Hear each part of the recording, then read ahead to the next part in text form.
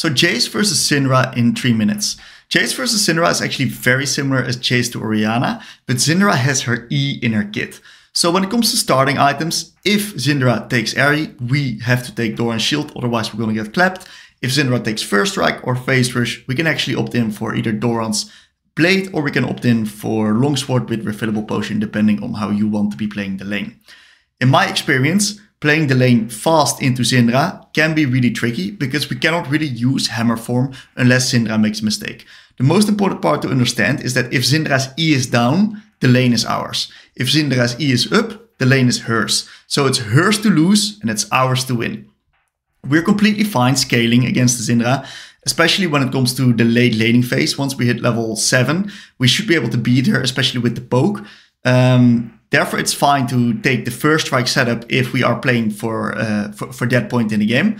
I usually like to go the First Strike setup into Syndra. I think poking her out is the most consistent strategy rather than taking Phase Rush.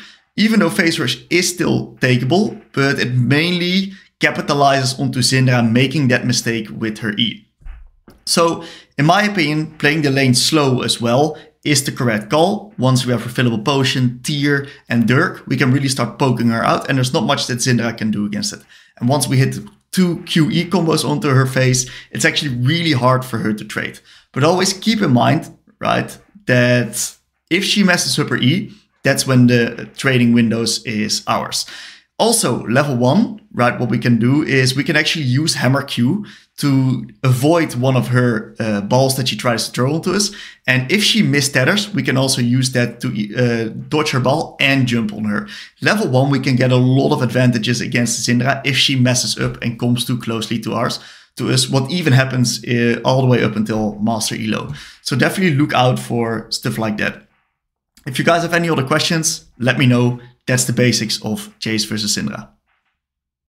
So the only time we're actually going to be able to play fast into Syndra as well is when we are mechanically better than the Syndra. If she is just as good or better than us mechanically, we will get exposed in the lane. So my recommendation is to default towards a slow playstyle because we really become stronger once we hit that Dirk tier refillable power spike because we can then start poking her and it's very hard for her to do anything in return.